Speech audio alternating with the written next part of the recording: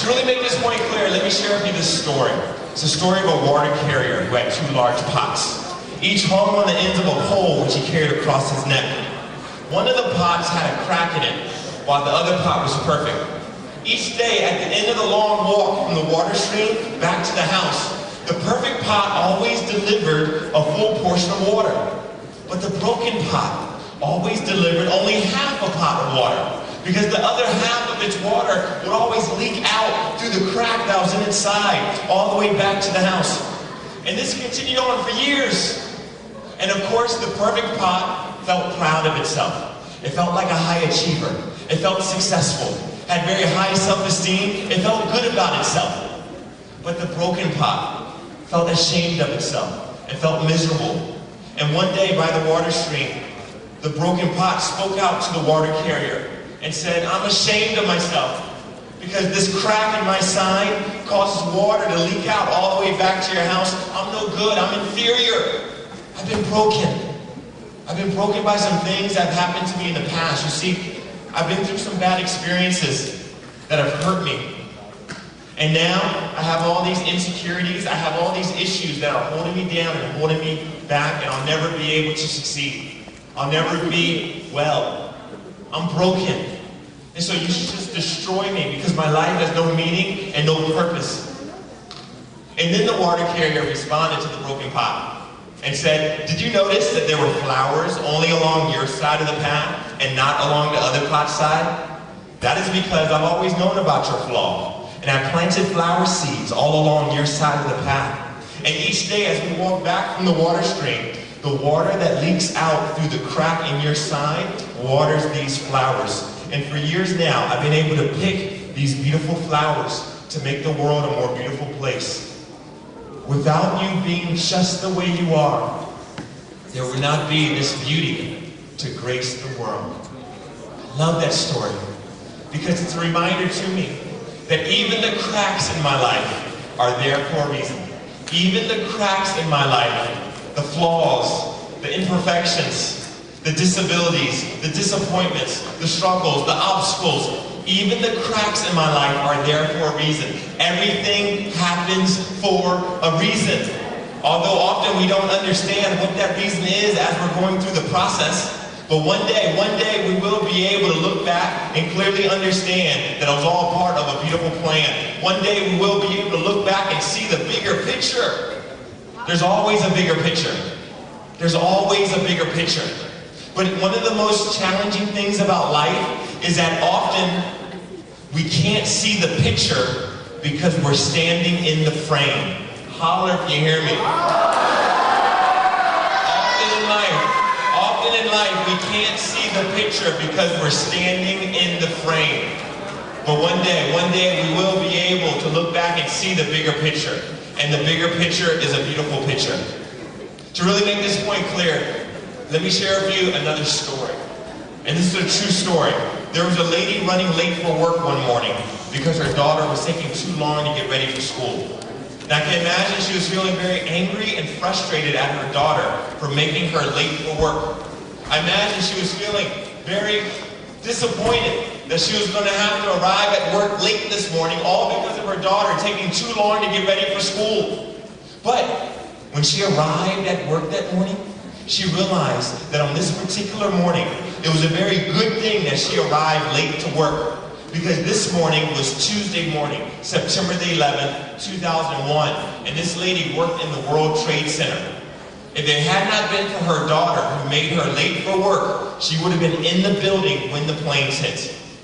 It's amazing how really our problems are blessings in disguise. Holler if you hear me. So let's not complain about anything, because really our problems can bless our lives in ways that we don't even understand. To really make this point clear, let me share with you a personal story. You know, when I was a teenager, for a long period of time when I was in high school, I was very depressed. And the reason why I was so very depressed was because there was this girl that I liked that did not like me back.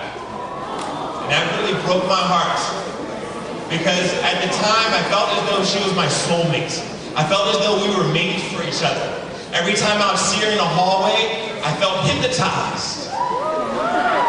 And so, when she rejected me, I felt as though my heart split in half. And I became very depressed for a long time. But an interesting thing happened as time went by and as I grew older and more mature. I started to look back over that experience. And I started to see something that I never saw previously. I began to realize that when I was a teenager, I was very immature. And if I would have gotten into a relationship with that girl at that time, because of my immaturity, I would have ended up making some bad decisions. I would have ended up making some unwise choices that would have caused a lot of pain in my life. The same pain that I see going on in the lives of a lot of people that I went to school with. It's interesting how at the time, when I was a teenager, I was so very heartbroken and depressed because of her rejection. But now as I look back over that experience, I realized that her rejection was really a blessing in disguise. Please always remember this. Be careful what you wish for. Be careful what you wish for. Because often in life, we desire things that we don't really want. Be careful what you wish for. Because things are not always what they seem to be. Often in life, what looks good to us is not good for us. Holler if you hear me. Often in life, the things that look good to us are not good for us. Be careful what you wish for. And so please always remember this. Do not follow your hearts, lead your hearts. Do not follow your hearts, lead your hearts. Because there will be times, there are times in life in which our hearts will try to deceive us. There are times in life in which our hearts will try to lead us down the wrong path. So do not follow your hearts, lead your hearts. And always remember, your problems are blessings in disguise. You know, when I was growing up, I tried to play various sports. Basketball, football, track. And I was terrible at all of them. And although many of the spectators would look down on me and or feel sorry for me, I never felt embarrassed or ashamed. Because among all the spectators, there was one spectator, my dad, who was always in the stands watching and sincerely happy to see that I was doing my best. You see, over and over and over again, Dad taught me the concept that as long as you have done your best, then you have won. So despite the lack of sincere encouragement from team members and other spectators, I remained encouraged and inspired and motivated and enthusiastic about getting on the playing field and doing my best. You see, Dad instilled within me an unshakable courage to try. And that courage to try has helped me to go much further than I ever thought I could go. I was labeled a slow learner when I was in school, but yet I kept studying and I became a professional. I was picked on by bullies, but yet I kept feeding my faith, and over time, those experiences started to build me up rather than tear me down. I was considered to be unattractive, ugly, when I was a teenager because of the pimples that I had. When I was a teenager, I had a severe case of acne all over my face as well as my back. And I was considered to be unattractive, ugly. But I kept admiring my inner beauty. I kept appreciating my inner beauty. And over time, I began to realize that it really doesn't matter what other people call you. What really matters is what you call yourself. It's like that old saying that goes, if there is no enemy on the inside, then the enemies on the outside cannot harm you. As long as we maintain positive, healthy emotions on the inside, then the negativity that surrounds us cannot touch us. So I know that Dad's legacy will always be in my heart. Wherever I go, wherever I am, I know that Dad is always in the stands.